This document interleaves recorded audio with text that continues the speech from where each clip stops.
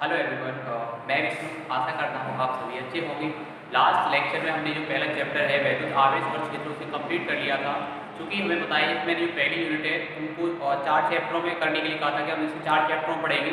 उसके 4 चैप्टर, पहला चैप्टर था वैद्युत आवेश, वैद्युत क्षेत्र, और दूसरा है वैद्युत फ्लक्स तथा गॉस की प्रमेय, और तीसरा रहेगा वैद्युत विभव और विभवांतर, और चौथा चैप्टर है संधारित्र तथा परावैद्युत। तो उस क्रम में क्या हमने पहला चैप्टर कर लिया है, और आज से हम देखेंगे कि दूसरा चैप्टर है तुम्हारा वैद्युत फ्लक्स तथा गॉस की प्रमेय। इसमें क्या है, वैद्युत फ्लक्स के बारे में जानेंगे, गॉस की प्रमेय को जानेंगे, और गॉस की प्रमेय के अनुप्रयोग होंगे उनको पढ़ेंगे। ठीक है, तो इसमें बात करें सबसे पहले जो वैद्युत फ्लक्स है, वैद्युत फ्लक्स हेडिंग को समझने के लिए हमें पहले क्या एक हेडिंग जरूरी है समझ में आना चाहिए, जो कि क्षेत्रफल सदिश। क्षेत्रफल सदिश हेडिंग है, उसको सबसे पहले हम देखेंगे। तो देखो देखिए क्या हेडिंग है, क्षेत्रफल सदिश क्या है, क्षेत्रफल सदिश, जिसे हम एरिया वेक्टर भी कहें। अभी तक देखो हमने जाना है कि क्षेत्रफल हमने पढ़ा है अभी तक कि क्षेत्रफल एक अदिश राशि है, इसमें क्या केवल परिमाण ही होता है। लेकिन जब हम फिजिक्स में देखते हैं, भौतिक विज्ञान में देखते हैं, तो इसमें क्या है, परिमाण के साथ साथ कुछ जगह दिशा का भी ज्ञान होता है। इसलिए हम क्या है, उस जगह पर हम इसे कहते हैं क्षेत्रफल सदिश। देखो आइए समझते हैं क्षेत्रफल सदिश कैसे है। इसको समझने के लिए मैं थोड़ा तुम्हें पहले वैद्युत फ्लक्स समझाता हूँ, उसके बाद इसको समझेंगे क्षेत्रफल सदिश है कैसे, ये मतलब सदिश राशि के तौर पर काम क्यों करता है। वैसे भी बताया, अगर ये किसी को पता नहीं कि सदिश राशि क्या है, अदिश राशि क्या है, उसे मैं समझा दूंगा। तो अगर बात करें सदिश राशियों की, तो इनमें क्या होता है, सदिश नाम नहीं है, दिशा सहित, और किसी भी भौतिक राशि को बताने के लिए परिमाण कंपल्सरी है, परिमाण होना ही होना चाहिए।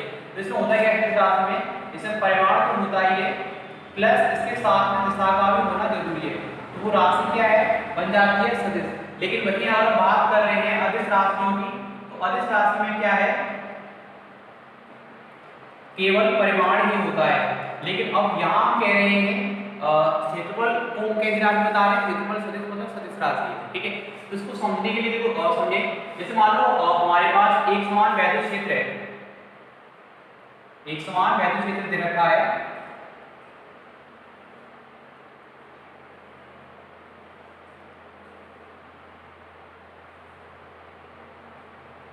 ठीक है, ये जाएगा। अब इसमें क्या है, कोई तल रखा हुआ है,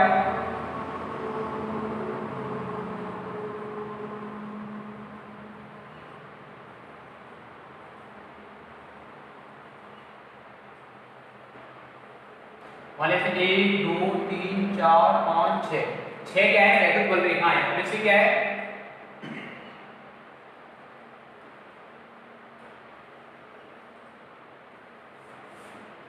6 वैद्युत बल रेखाएं जो कि इससे गुजर रही हैं। जैसे जो हेडिंग में देखेंगे, इसके बाद जो आगे आएंगे वैद्युत फ्लक्स। वैद्युत फ्लक्स क्या होता है, वैद्युत क्षेत्र में ऐसी किसी प्रकार से जितनी अविलंबित वैद्युत बल रेखाएं गुजर रही होती हैं, उसे हम कहते हैं वैद्युत फ्लक्स। ठीक है, तो यहाँ अगर वैद्युत फ्लक्स की बात करें तो संख्याओं के हिसाब से कितना हो जाएगा, 6 हो जाएगा। लेकिन यहाँ कितना वैद्युत फ्लक्स हो जाएगा, 6। वही बिल्कुल इसी की तरह, बिल्कुल इसी लंबाई का, इसको मैं थोड़ा और से झुका दूं, इसको क्या करूं, थोड़ा सा झुका दूं। मान लो मैं इसे ऐसे थोड़ा झुका रहा हूं, बिल्कुल वही क्षेत्रफल है,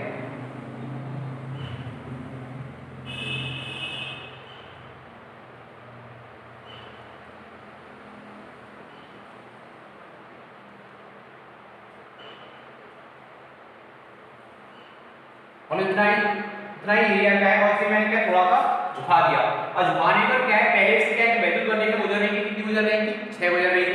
अब कितनी हो रही है, 4 वैद्युत बल रेखा गुजर रही है। तो मतलब क्या है, इसकी जब मैंने दिशा चेंज की, मतलब पहले बिल्कुल सीधा रखा हुआ है, इसको देखो ऐसे समझे, मान लो हमारे पास कोई कागज है, मान लो कोई कागज है, ये ऐसे रखा हुआ है, पहले ही बिल्कुल ऐसे है, और इससे क्या है, वैद्युत बल रेखा गुजर रही है, बिल्कुल ऐसे करके जा रही है, ऐसे जा रही है। ठीक है, लेकिन वही मैं इसकी डायरेक्शन चेंज करता हूं या फिर थोड़ा सा झुकाता हूं, तो इससे जो गुजरने वाली व्यक्ति है, इसको हमने पहले ही बिल्कुल ऐसे रखा हुआ है। ठीक है, तो सारे मान इससे क्या गुजर रहे हैं, सारी रेखाएं गुजर रही है। वही मैं इसका बात करूं, इसके क्षेत्रफल को चेंज कर रहा हूं, मतलब थोड़ा झुकाव दे रहा हूं, तो इससे गुजरने वाली वैद्युत बल रेखाएं क्या हो रही है, कितना होगा, और क्या हो रही है, कम हो रही है। इससे गुजरने वाली वैद्युत बल रेखाएं क्या हो रही है, कम हो रही है। वही मैं बिल्कुल इसे ऐसे कर दूं, प्लेन कर दूं, तो क्या होगा, इससे वैद्युत बल रेखाएं गुजरेंगी। मतलब क्या है, इसका जो क्षेत्रफल है, जब इसकी मैं दिशा बदल रहा हूं, तो इससे जो वैद्युत फ्लक्स का परिमाण आएगा, वैद्युत फ्लक्स का जो परिमाण है, इसमें क्या होता है कि जो भी वैद्युत क्षेत्र में किसी प्रकार से जितनी बल रेखा गुजर रही होती है, उनकी माप होती है। जैसे जैसे मैंने कागज को शेप चेंज किया, तो इससे गुजरने वाली वैद्युत बल रेखा का मान भी क्या होता है, वही मतलब अब बदल रहा था, लेकिन क्षेत्रफल का मान क्या था इसका सेम था। तो इससे क्या है, यानी कि अगर हम देख रहे हैं इस क्षेत्रफल के कारण क्या है, इसका जो हम दिशा बदल रहे हैं तो परिमाण में भी क्या है, राशि में परिवर्तन हो रहा है। ठीक है, तो इस कारण जो क्षेत्रफल सदिश है कैसी राशि कहलाता है तुम्हारा, सदिश राशि। इसमें होता क्या है, परिमाण के साथ साथ क्या है, दिशा भी है। ठीक है, तो देखो समय के विरुद्ध और क्या है क्षेत्रफल सदिश,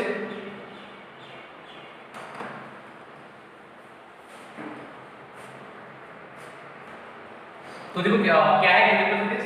क्षेत्रफल सदिश क्या है, बात करें किसी समतली क्षेत्रफल की, तो किसी समतली क्षेत्रफल में क्या है, परिमाण के साथ साथ दिशा भी होती है, और इसकी दिशा क्या है, पृष्ठ के लंबरूप, जो भी पृष्ठ बन रहा होगा उसके लंबरूप बाहर की ओर होती है। इस कारण हम समतली क्षेत्रफल को क्या है, क्षेत्रफल सदिश भी कहते हैं। देखो अब क्या है, किसी समतली क्षेत्रफल में परिमाण के साथ साथ दिशा भी होती है। इस समतली क्षेत्रफल में क्या है, परिमाण के साथ साथ क्या है, दिशा भी होती है। इसकी दिशा क्या है, पृष्ठ के लंबरूप बाहर की ओर होती है। इस कारण इसे हम कहते हैं क्षेत्रफल सदिश। देखो समझते हैं, जैसे मान लो हमारे पास कोई पृष्ठ है, ठीक है, ये पृष्ठ दे रखा है और इसका क्षेत्रफल क्या है, कैपिटल ए है। इसका क्षेत्रफल क्या हो गया, कैपिटल ए। अब ये हो गया इसका परिमाण। लेकिन बात करें, ये जो इसका पृष्ठ है इसके लंबरूप, इसके ऊपर एक लंब डाल रहे हैं, मतलब इसका समकोण, इसके पृष्ठ से समकोण बनाते हुए लंब खींच रहे हैं, तो वो क्या है, इस पृष्ठ की दिशा को प्रदर्शित करता है। तो मान लो जैसे मेरा ये हाथ है, ठीक है, ये इसका हो जाएगा एरिया। लेकिन बात करूं जब मैं इसको जैसे ये फेस है तो इसकी दिशा क्या है, ऊपर की तरफ बिल्कुल इसके लंबरूप रहेगी। इसकी दिशा क्या है, इसके फेस बिल्कुल ऊपर की तरफ लंबरूप रहेगी। ठीक है, तो ये हो जाएगी इसकी दिशा, जिसे हम मान लेते हैं कैप एन से प्रदर्शित कर रहे हैं। ध्यान रखिए इसके साथ में जो एकांक सदिश कैप एन का हमारा एकांक सदिश होगा, और एकांक सदिश क्या है, किसी भी सदिश राशि की दिशा को प्रदर्शित करता है। तब ये जो क्षेत्रफल होगा वो बन जाएगा एक सदिश राशि, जिसे कहेंगे हम वेक्टर ए बराबर कैप एन ए। यहाँ क्या हो जाएगा, क्षेत्रफल सदिश। तो हमने कोई माना है, जैसे बात करें, माना किसी पृष्ठ का क्षेत्रफल क्या है हमारा, कैपिटल ए। ये पृष्ठ मान लिया हमने, इसका क्षेत्रफल क्या कैपिटल ए है, और इसके अनुदिश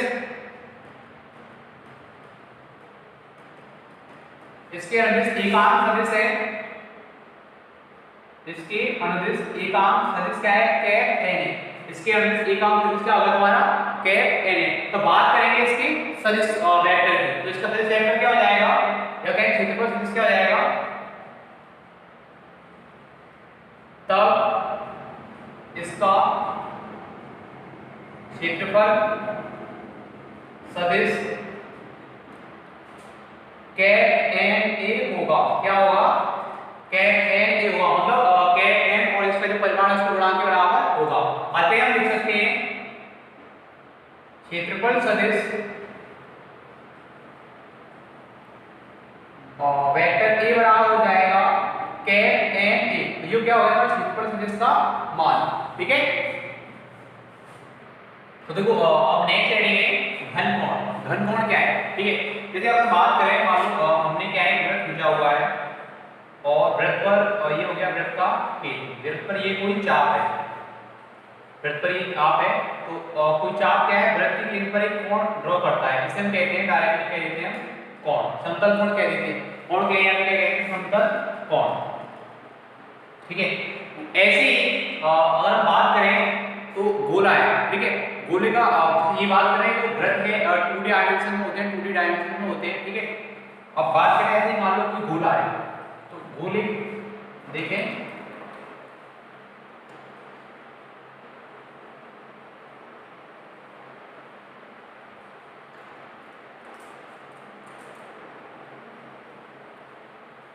ठीक है, मान लेते हैं क्या है, कोई गोला है।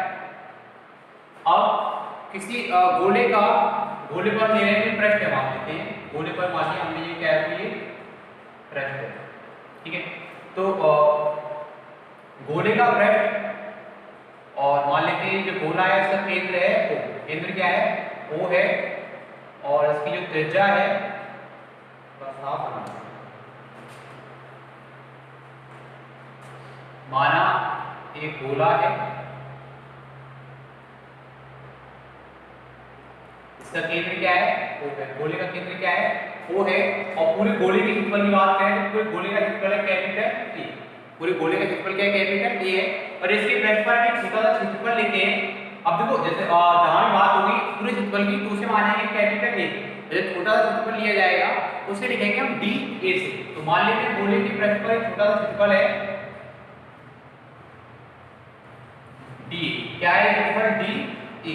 अब ये जो क्षेत्रफल है गोले के केंद्र पर, ये क्षेत्रफल है गोले के केंद्र पर जो कोण बना रहा होगा, ये जो क्षेत्रफल है गोले के केंद्र पर जो कोण बना रहा होगा उसे हम कहेंगे घनकोण। क्या कहेंगे उसे हम, घनकोण। ध्यान रखें जैसे जब कोण की बात होती है तो किसी समतल द्वारा ड्रॉ होता है और ये चीज में रहेगा, ठीक है। लेकिन घनकोण क्या होता है, बिल्कुल कर्व गोलाकार से में बनेगा। तो यहाँ ये जो होगा इसे कहेंगे हम घनकोण। क्या कहेंगे, घनकोण। इसको देखो और समझना है तो मान लीजिए जैसे ये गोला है, इसको मैंने ऐसे काटा हुआ है, इसका एक शेप है, इस शेप में काटा हुआ है, ठीक है। अब बात करें एक मान लो गोले के केंद्र पर एक घनकोण ड्रॉ कर रहा है, तो जैसे मान लेते हैं ये गोले का केंद्र हो गया। जब बात करेंगे इसके घनकोण की तो देखो वो ये होगा,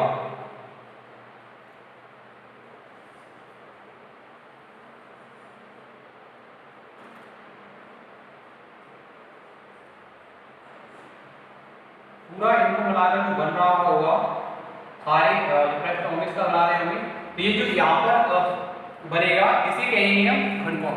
तो क्या बनता है घनकोण, किसी गोले का पृष्ठ गोले के केंद्र पर, गोले का पृष्ठ गोले के केंद्र पर जो कोण बनाता है उसे कहते हैं हम घनकोण, ठीक है। तो देखो आइए समझते हैं परिभाषा रूप में क्या है घनकोण।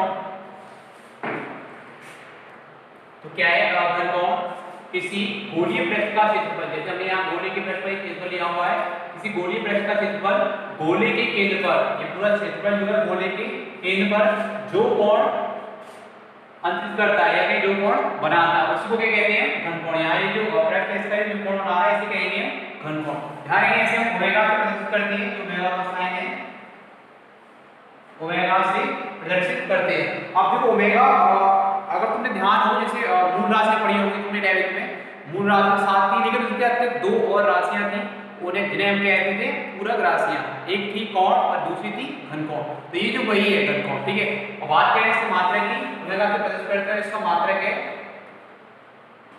इसका मात्रक स्टेरेडियन है। क्या मात्रक रहेगा इसका, स्टेरेडियन है, ठीक है, ध्यान रखना है। दूसरे ऊपर देखो इसको ऐसे समझते हैं किसी गोलीय पृष्ठ के क्षेत्रफल, किसी गोलीय पृष्ठ के क्षेत्रफल, दूसरे रूप में इसको परिभाषा रूप में और दूसरा रूप में समझना है तो उसको ऐसे कहते हैं गोलीय के क्षेत्रफल, गोलीय पृष्ठ के क्षेत्रफल तथा पृष्ठीय क्षेत्रफल से, गोलीय पृष्ठ के क्षेत्रफल तथा पृष्ठीय क्षेत्रफल से गोले के केंद्र की दूरी के वर्ग के अनुपात, गोलीय पृष्ठ के क्षेत्रफल तथा पृष्ठीय क्षेत्रफल से गोले के केंद्र की दूरी के वर्ग के अनुपात, यानी क्या बनेगा हमारा dA/r² को घनकोण कहते हैं। इसको क्या कहते हैं समझ सकते हैं, यानी कि ये गोलीय पृष्ठ का क्षेत्रफल हो गया और इसकी जैसे बात में त्रिज्या जो होती है इसकी गोले की त्रिज्या वो इसके बराबर रहेगी, यानी पृष्ठ से जो केंद्र तक की दूरी होगी त्रिज्या की तरह काम करेगा। तो इसकी त्रिज्या का वर्ग या फिर पृष्ठ का क्षेत्रफल और इसकी त्रिज्या के वर्ग का अनुपात, उसको क्या कहेंगे हम घनकोण। तो अगर लिख सकते हैं हम, अब क्योंकि ये छोटे से बाकी कारण है तो इसमें छोटे से बाकी कारण ले लेंगे, तो ये रहेगा d ओमेगा बराबर dA/r² स्टेरेडियन, ठीक है। ये बन जाएगा इसका एक और सूत्र। साथ ही साथ अब बात करें, ये तो हमने लिया है छोटे से पृष्ठ के कारण गोले के केंद्र पर अंतरित कोण घनकोण, ठीक है। तो वो क्या हो गया d ओमेगा बराबर dA/r²। वही बात करें संपूर्ण गोला, अब देखो ये छोटा सा क्षेत्रफल है, इसके साथ साथ क्या पूरा गोला भी क्या है गोले के केंद्र पर क्या कोण अंतरित करेगा। तो ऐसे लिख सकते हैं हम संपूर्ण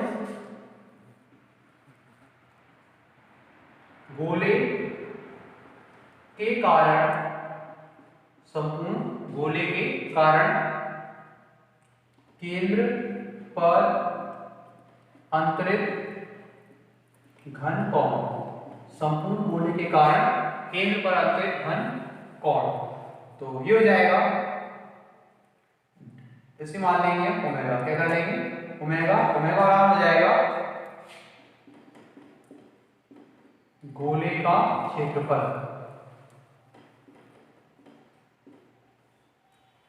बट्टे आर स्क्वायर।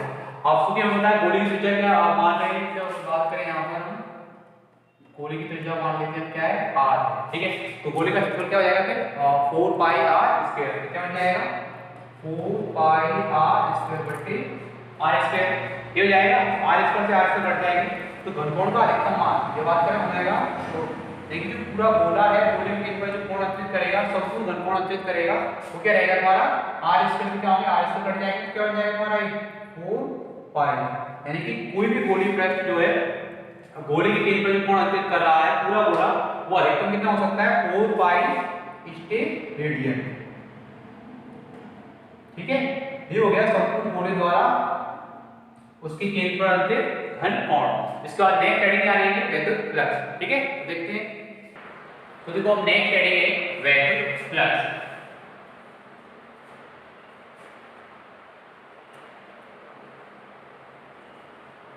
इंग्लिश में कहते हैं इलेक्ट्रिक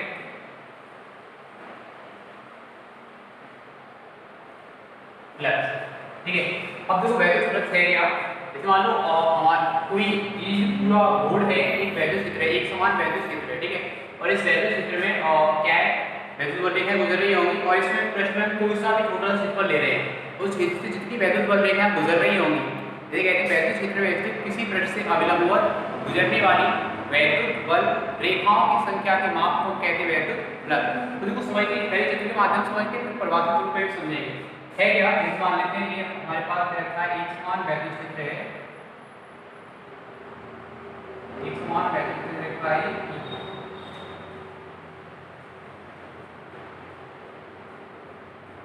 बोलते हैं 1 2 3 4 5 6 7 मान लेते हैं ये वैद्युत बल रेखा है। अब इसमें क्या है मान लेते हैं यहाँ एक पृष्ठ है,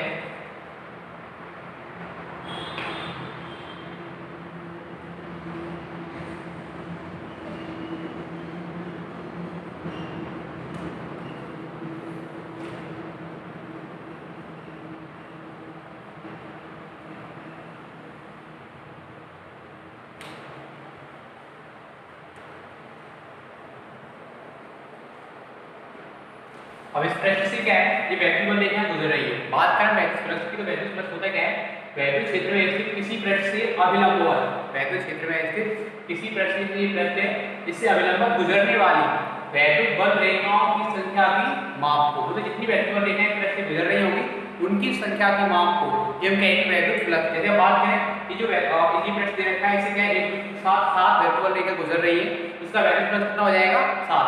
वहीं एक मान लो अगर छोटा सा क्षेत्रफल ऐसे करके ये बस खाली, ठीक है, इससे मान लो वैद्युत बल रेखा गुजर रही है तो इससे कितनी वैद्युत बल रेखा गुजर रही है 1 2 3 गुजर रही है, तो इसका वैद्युत फ्लक्स क्या हो जाएगा 3।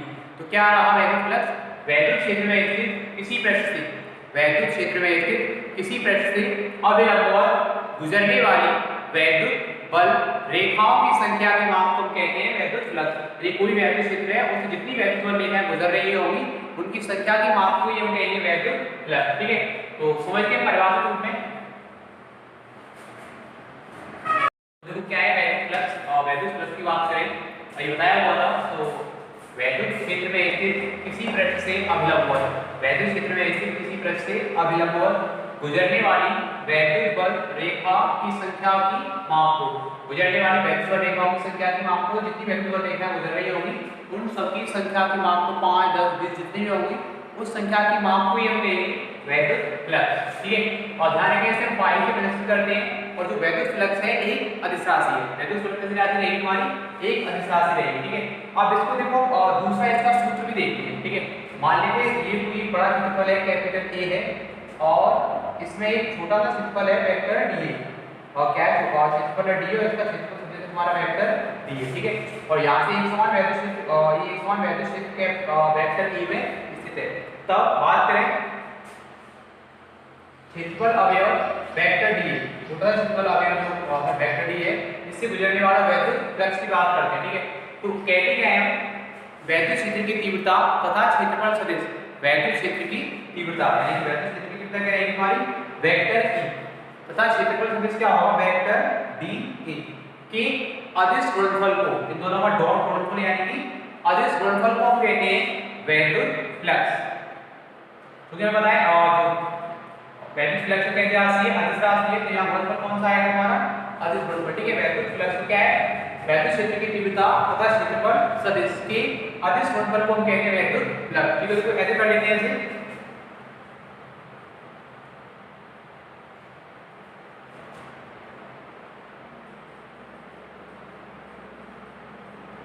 वैद्युत क्षेत्र की तीव्रता तथा क्षेत्रफल सदिश, वैद्युत क्षेत्र की तीव्रता तथा क्षेत्रफल सदिश के अदिश गुणनफल को वैद्युत क्षेत्र की तीव्रता तथा क्षेत्रफल सदिश के अदिश गुणनफल को वैद्युत फ्लक्स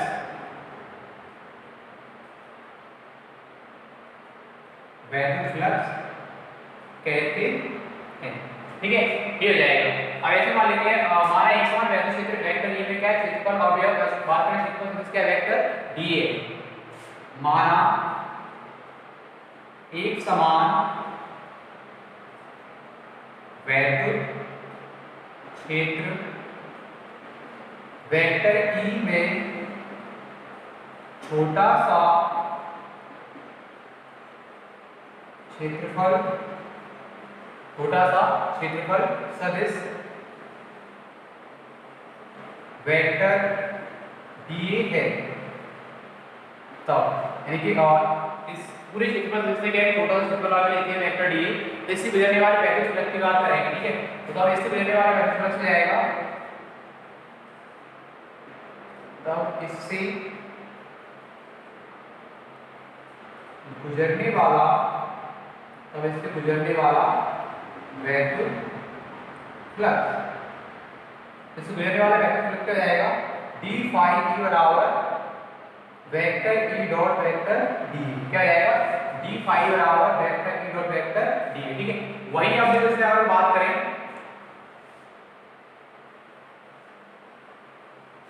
मान लो वेक्टर ई और वेक्टर डी के बीच कोण क्या है थीटा है, वेक्टर ई और वेक्टर डी के बीच कोण क्या है हमारा थीटा है, तब फिर ये देखो ओके जाएगा। अब और एक साथ इसके साथ साथ ये देखिए ये थोड़ा छोटे से क्षेत्रफल के कारण गुजरने वाला वैद्युत फ्लक्स, वही अगर बात करें इसका संपूर्ण क्षेत्रफल क्या है हमारा ए है, संपूर्ण क्षेत्रफल से गुजरने वाला वैद्युत फ्लक्स देख सकते हैं,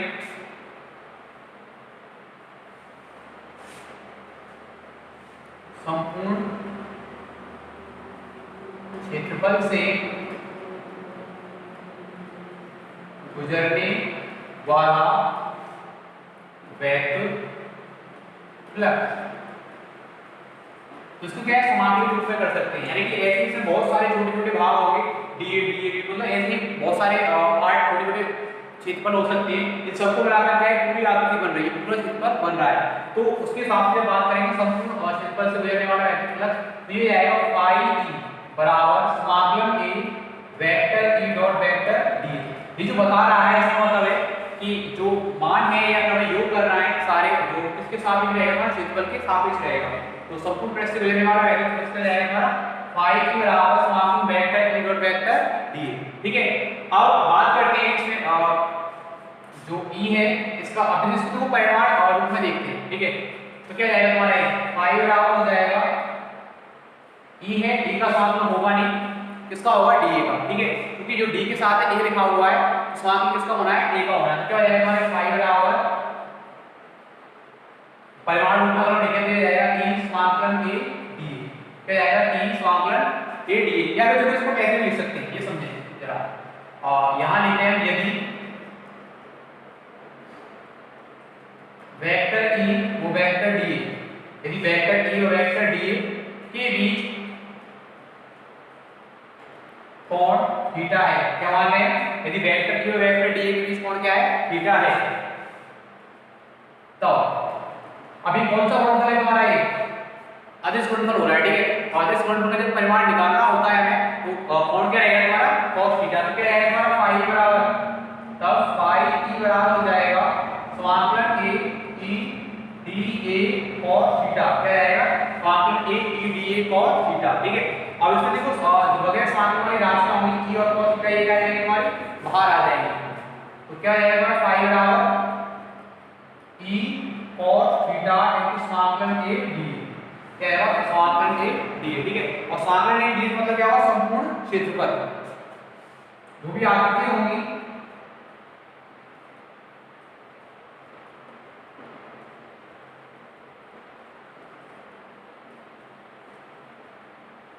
और संपूर्ण क्षेत्रफल में क्या माना हुआ है, a माना हुआ है, ठीक है।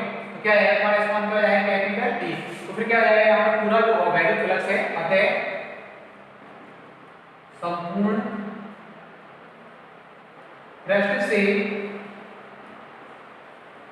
गुजरने वाला वैद्युत फ्लक्स, तो क्या जाएगा, फाई e बराबर हो जाएगा e a cos थीटा। क्या है, फाई बराबर e a cos थीटा, ठीक है। तो आप लोग इसे काट सकते हैं, यहाँ वैद्युत फ्लक्स हो जाएगा जिसकी परिभाषा लिखनी है दूसरे रूप में ऐसे बताया हुआ है कि कहते हैं क्षेत्र की तीव्रता तथा जो भी हम क्षेत्रफल ले रहे हैं क्षेत्रफल सदिश ये ऐसे गुणनफल को कहते हैं वैद्युत फ्लक्स, उसको सूत्रात्मक रूप में डिफाइन किया गया है VDA। संपूर्ण पृष्ठ की बात होगी तो क्या जाएगा, फाई बराबर समाकलन a vector dot vector dA। अब इसमें बात करें वेक्टर और dA और इन दोनों के बीच कोण थीटा रहता है, इसका डिफरेंस क्या हो जाएगा, इसका परिमाण जो होगा e dA cos थीटा हो जाएगा। e cos थीटा बगैर d के या फिर बगैर समाकलित राशि तो बाहर आ जाएंगी, तो क्या हो जाएगा हमारा फाई बराबर e cos थीटा समाकलन a dA। समाकलन a dA का मतलब क्या है, संपूर्ण पृष्ठ जो भी होगा चाहे कैसे भी आ सकती हो, घन घनाभ गोला जो भी हो उन सब का क्षेत्रफल, ठीक है, उन रूपों में रहेगा। तो संपूर्ण पृष्ठ से गुजरने वाला वेक्टर फ्लक्स क्या हो जाएगा, लास्ट में फाई के बराबर e a cos थीटा।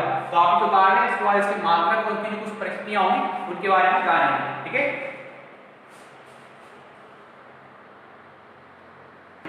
हाँ तो देखो देखते हैं वैद्युत फ्लक्स, ठीक है।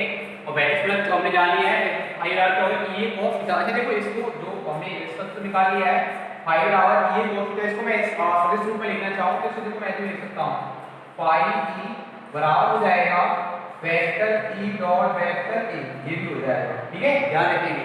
अब देखो इसकी समझिए विशेष स्थितियां, इसकी दो विशेष स्थितियां रहेंगी, दोनों को समझेंगे।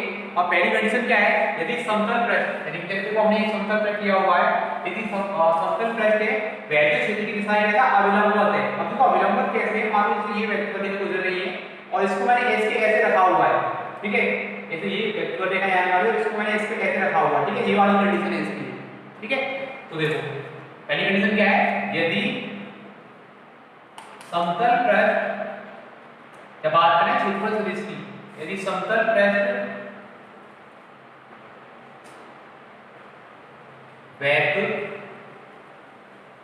क्षेत्र की दिशा के अभिलंबवत है, यदि समतल पृष्ठ वैद्युत क्षेत्र की दिशा के अभिलंबवत है, तो इस कंडीशन में क्या हो जाएगा, देखो ये हो जाएगा थीटा बराबर क्या रहेगा हमारा 0। तो अवलंबन वाली कंडीशन होगी, दोनों एक जैसे एक दिशा में देखेंगे, तो उस कंडीशन में थीटा कितना रहेगा हमारा 0 अंश होगा, अथवा यहां बात करें cos 0, cos 0 कितना रहेगा हमारा 1। देखो फिर इसके हिसाब से फाई का कितना जाएगा हमारा, अतः लिख सकते हैं यहां पर हम फाई e बराबर हो जाएगा e a cos 0। क्या हो जाएगा e a cos 0, तो कितना माना जाएगा इसका फाई बराबर e a, ठीक है, ये हो जाएगा।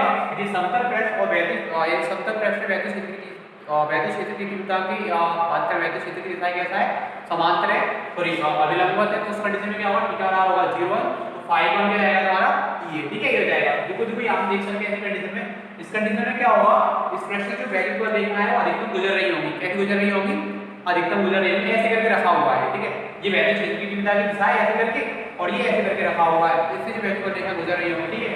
दूसरी कंडीशन है, दूसरी स्थिति देखते हैं, यदि समतल पृष्ठ यदि समतल पृष्ठ वैद्युत क्षेत्र की दिशा के समांतर है। कैसा है? यदि समतल पृष्ठ वैद्युत क्षेत्र की दिशा के समांतर है तब थीटा क्या रहेगा हमारा 90 अंश। थीटा कितना रहेगा 90 अंश, अथवा इसको हम ऐसे लिख सकते हैं cos 90 बराबर कितना रहेगा हमारा 0। अब जो पहली वाली जो कंडीशन है उसमें ये लिखा हुआ था ऐसे कंडीशन थी, ठीक है। ऐसे वैक्टर वाले का गुजर रही थी, उनकी सबसे अधिक मान रहा था कितना होगा फाई बराबर EA। लेकिन अब क्या है तो समतल पृष्ठ में वैद्युत क्षेत्र की दिशा क्या रहेगा समांतर, तो पहले से रखा हुआ था, अब इसको ऐसे करके रखा हुआ है। देखिए पहले ऐसे करके रखा हुआ तो वैक्टर वाले का ऐसे गुजर रही थी, ठीक है। अब क्या है समांतर रखा हुआ है, ऐसे कंडीशन में रखा हुआ है, तो इससे अब तुम्हें क्या है वैक्टर वाले का गुजरती हुई दिख रही है, ठीक है। कोई वैद्युत वाले का गुजरती हुई दिख रही है। बिल्कुल पृष्ठ क्या है यहाँ पर क्या है वैद्युत क्षेत्र की दिशा ये है और हमने पृष्ठ में ऐसे करके रखा हुआ है, तो इसका ये फेस किधर हो जाएगा ऊपर की तरफ होगा। तो अब E और A के बीच में कितना रहेगा हमारा 90 अंश बनेगा या नहीं बनेगा, ठीक है। ये कंडीशन हो जाएगी। तो यहाँ पर जब समतल पृष्ठ वैद्युत क्षेत्र की दिशा क्या है समांतर है इस एंगल की परिस्थिति में, तो E और A के बीच कोण कितना रहेगा हमारा 90 अंश। तो देखो इस स्थिति में अतः फाई E बराबर कितना रहेगा हमारा EA cos 90। क्या हो जाएगा फाई बराबर EA cos 90 और cos 90 का मान 0।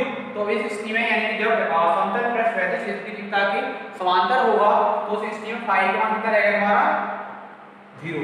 यानी कि सूत्र वाली रूप से देखें तब भी मान क्या रहेगा 0, और बिल्कुल ऐसे भी देख रहे हैं जब समांतर पृष्ठ क्या है कोई वैद्युत बल रेखा गुजर रही है, कोई वैद्युत बल रेखा गुजर रही है तो वैद्युत फ्लक्स का मान क्या रहेगा 0।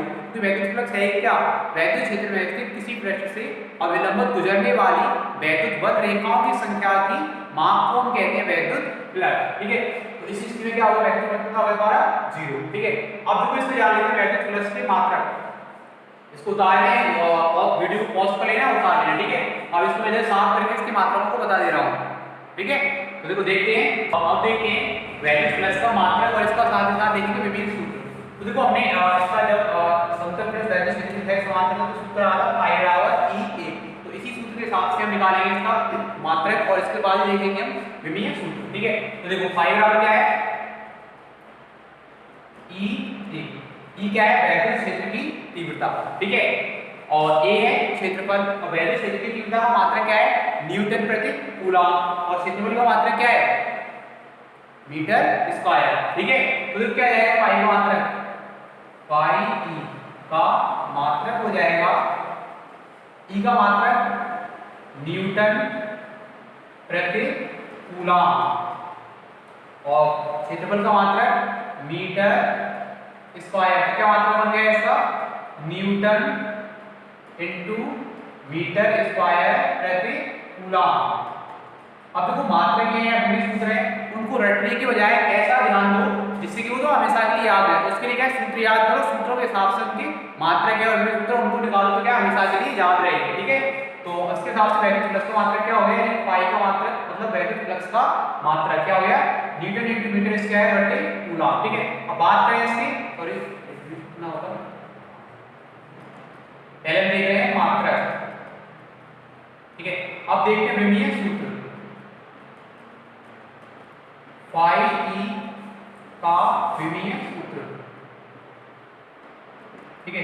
अब फाई के विमीय सूत्र के लिए क्या होगा फिर से वही देखें सूत्र क्या है हमारा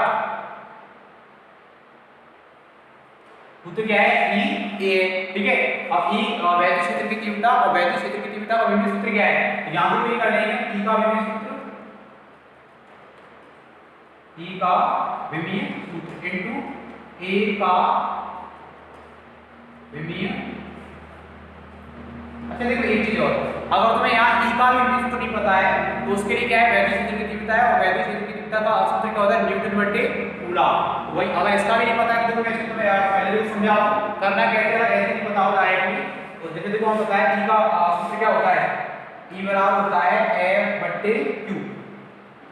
E बराबर क्या रहेगा F बटे Q होगा। F क्या है बल और बल की मान क्या होती है N-L-P-Q बताया हुआ है मैंने पहले समझाया हुआ भी है इसी तरीके से।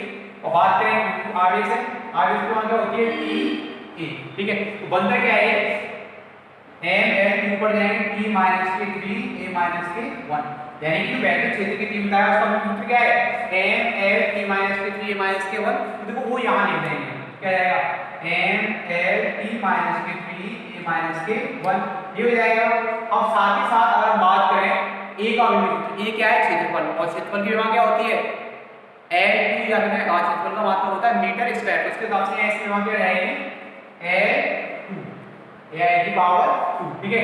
तो क्या हो गया वैद्युत प्लस का मात्रा, वैद्युत प्लस का मात्रा सॉरी विभव सूत्र बन के आया हमारा पाई e का विमीय सूत्र।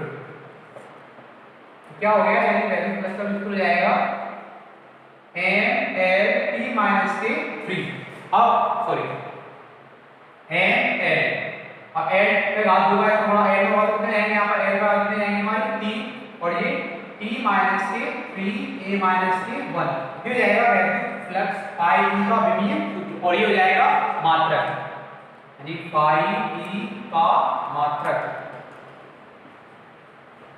पाई का मात्रक क्या है न्यूटन इंटू मीटर स्क्वायर बटे कूलम। बात करें इसके विभव सूत्र की, तो विभव सूत्र क्या बना है m l3 t माइनस के 3 a माइनस के 1, इसके और विभव सूत्र आएंगे आगे, उनके हिसाब से उन्हीं जैसे सूत्र होंगे उन्हीं के हिसाब से पढ़ेंगे, क्या है दिमाग में बने रहते हैं। और मैं डायरेक्ट में बताऊंगा वेवर या और जो मात्रक होंगे उससे कंफ्यूजन पैदा हो जाती है, सूत्रों के हिसाब से पढ़ेंगे तो आसानी रहेगी, ठीक है। तो अभी के लिए इतना उतार लें वैक्टर प्लस का मात्रक, और अब क्या है हमारा तो वैक्टर फ्लक्स पूरा हो गया है, इसके बाद जानेंगे गॉस की प्रमेय, ठीक है। तो उतार लें इसे।